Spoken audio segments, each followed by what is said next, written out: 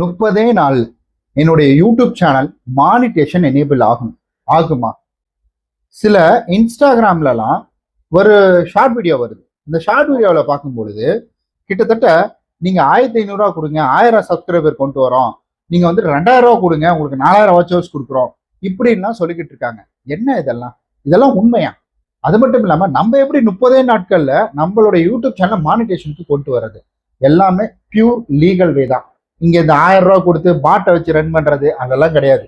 நீங்க இந்த ட்ரிக்ஸை ஃபாலோ பண்ணும் பொழுது கண்டிப்பா உங்களுக்கு நல்ல வியூஸ் அப்படின்றது அள்ளும். நிஜமா சீரியஸாவே சொல்றேங்க, அள்ளும்.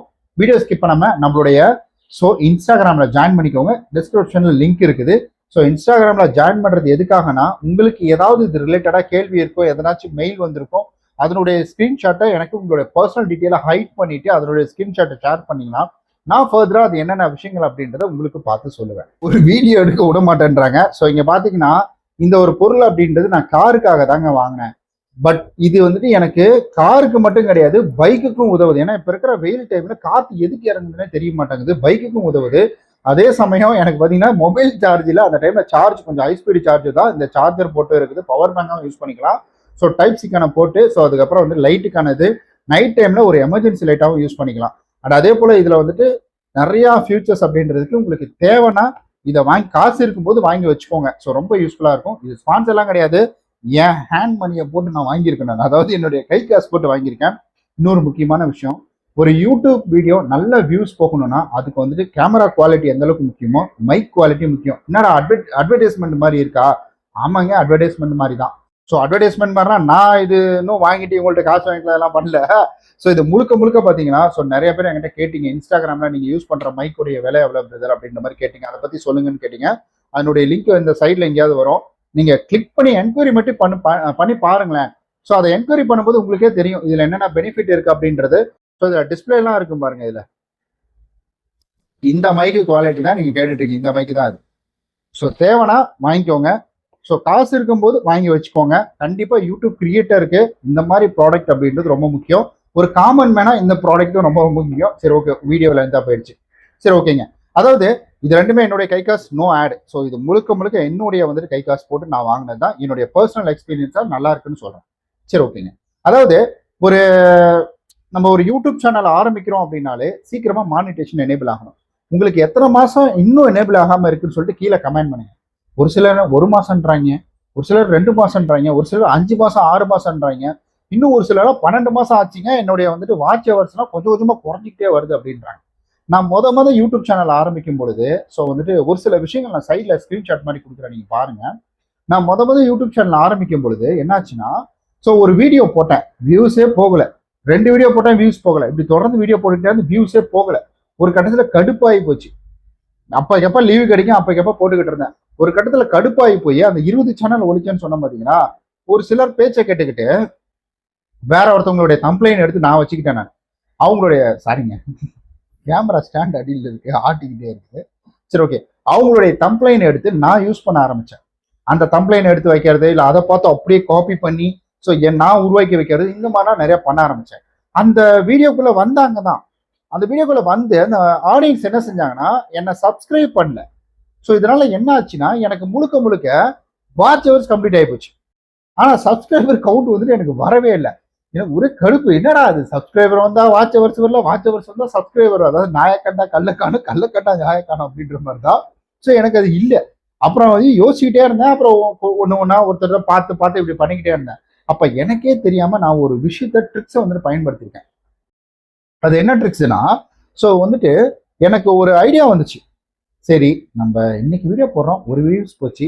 அப்ப இன்னைக்கு நம்ம வந்து 2 வீடியோ போட்டா, அப்போ ஒரு வியூஸ், இன்னொரு வியூஸ், 2 வியூஸ் போகுது, இதுவே போதுமே அப்படின்னு சொல்லி ஒரு நாளைக்கு வந்துட்டு என்னால முடிஞ்ச வரைக்கும் அந்த கண்டென்ட்டுக்கு குவாலிட்டியை கொடுத்து நான் ஒரு 8 நிமிஷம் வீடியோவை நான் என்ன செஞ்சேன்னா, ஒரு 3 வீடியோவை பிரிச்சு 3 நிமிஷம் சொல்லி 9 நிமிஷமா பிரிச்சு அதை நான் ஒரு வீடியோவா அப்லோட் பண்ண ஆரம்பிச்சேன்.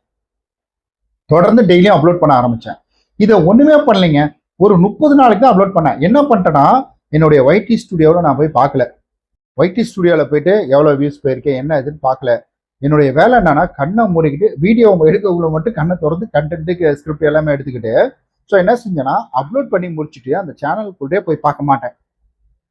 அதுக்குள்ள போய் அந்த வீடியோ வியூ பண்ணி பார்க்க மாட்டேன் எவ்வளவு வியூஸ் போயிருக்குன்னு சொல்லிட்டு. ஆனா ஒரு அதிசயம் நடந்தது தெரியுங்களா? எனக்கு 20 நாளுக்கு அப்புறம் என்னால 3 வீடியோ போடாம இருக்க முடியல.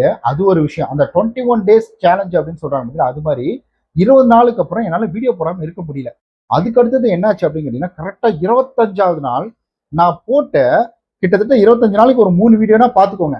அப்போ ஒரு நாளைக்கு வந்துட்டு 3 வீடியோ போடுறேன். அப்போ 25 நாளைக்கு எவ்வளவு வீடியோஸ் வருது? இருங்க நானே கால்குலேஷன் போட்டுக்கிறேன்.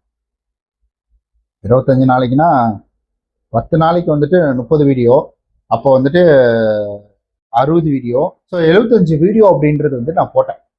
25 நாள்ல 75 வீடியோ அப்படின்றது போட்ட உடனே வேற லெவல்ல திடீர்னு பார்த்தீங்கன்னா ஒரு வீடியோஸ் 1000 வியூஸ் போயிருக்குது, 2000 வியூஸ் போயிருக்குது.